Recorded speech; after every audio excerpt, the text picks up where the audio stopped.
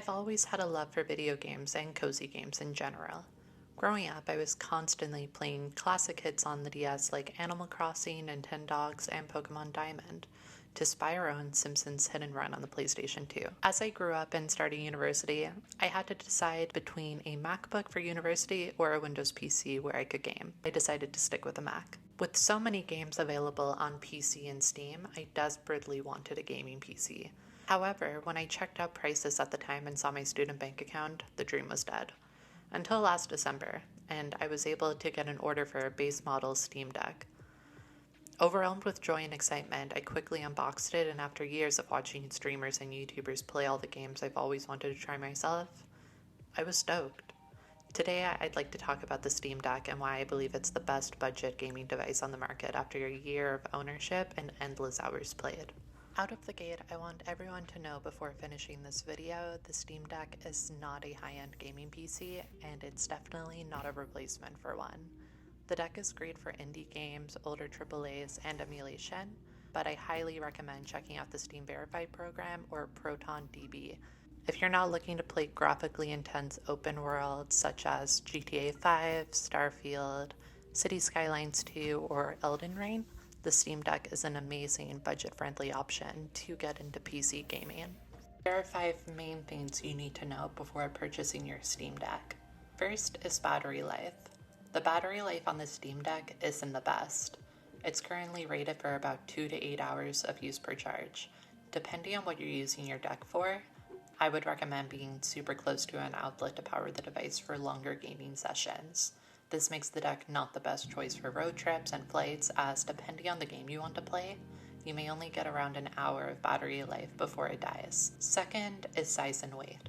The deck is not the latest or smallest device for gaming on the market, and it doesn't even come close. It isn't a big deal for me at home using my deck. The deck comes in at about 1.5 pounds compared to an OLED Switch that only weighs about 0.71 pounds. So as much as I love using my Steam Deck at home, it rarely ever leaves the house with me. Third is cross-compatibility. One of my favorite things about the Steam Deck versus the traditional consoles such as a Switch or an Xbox is that it allows me to play multiplayer games with my friends on PC. Instead of being locked into a platform like Nintendo Online or Xbox Live, I can play with my friends no matter the console. Fourth is repairing and upgrading. The Steam Deck is probably one of the most consumer-friendly devices available on the market.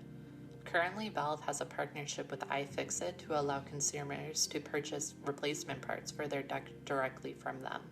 So this allows you to do repairs at home instead of having to send your device away for diagnostics and repair, and we all know how pricey that can get. I recently followed a tutorial from iFixit's website, and I was able to upgrade my base model deck from 64 gigs to a 1 terabyte internal SSD. Fifth is dual booting. If you're not completely happy with SteamOS as your main operating system, you do have the option to install anything that you want, such as Windows 10, 11, or another version of Linux. Installing Windows on your deck has some pros, such as being able to use other gaming platforms such as Xbox Game Pass, Epic, or Origin to access more games. As tempting as it was to install Windows and dual boot my device, and I have in the past, I typically just use SteamOS as I think it's the best option for the deck. After a year of owning my Steam Deck, I can say that I've been very happy with my purchase.